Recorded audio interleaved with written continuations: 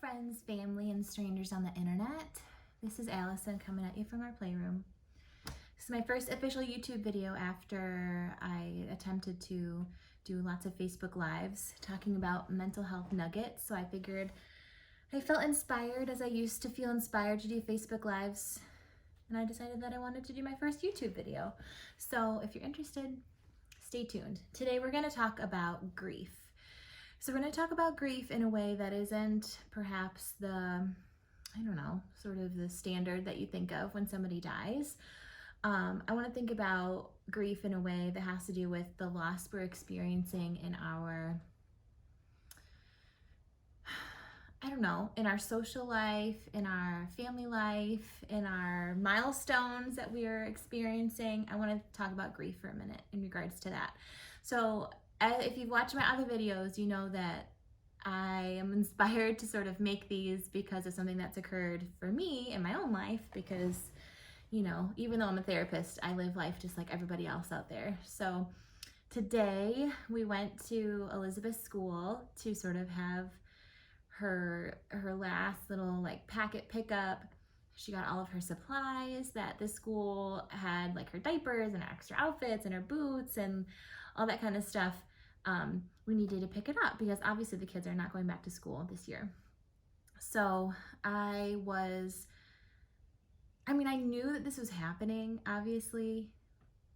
I knew that the kids weren't going back to school, and this wasn't new information for me, but going on campus and seeing her teachers and having Elizabeth take her last day of school picture with her, the head of school, they were sort of touching hands, with the glass between them. I could just cry thinking about it now.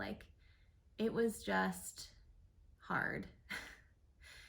And, and I thought about the word grief, and I was like, what am I even grieving? This is my 2-year-old who, isn't gonna go back to her we can't even call it preschool, back to her, program.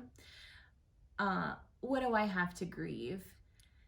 And then I thought about what the school meant to us, or what the school still means to us. Elizabeth went there when we were just a family of 3. It was so exciting for us to send her there. We had been looking forward to her being able to go there 2 days a week. Since before she was even born. This was our dream for her, to be able to go to this school. I call it her unicorn school, voodoo school. She's learned so many amazing things there.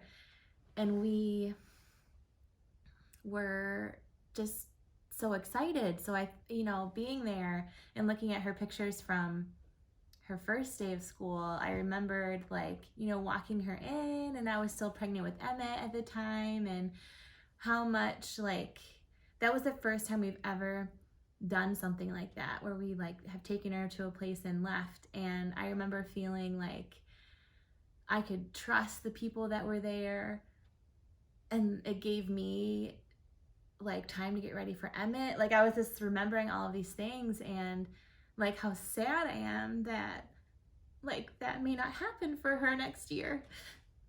Whoa, I guess this is something I needed to get off my chest.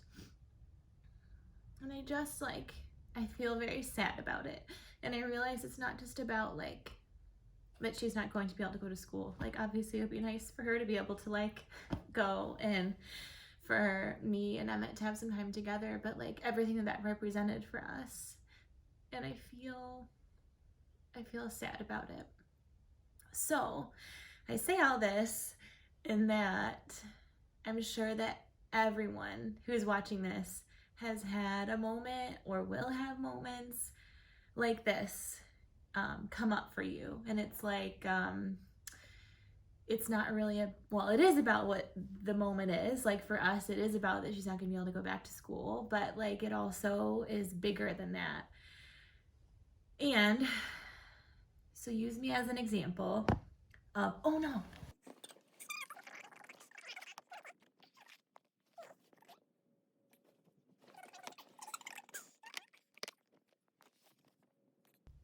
Stay like that.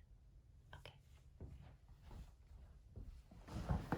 So, okay, now I really gotta talk fast. I think I hear Brittany coming down the stairs.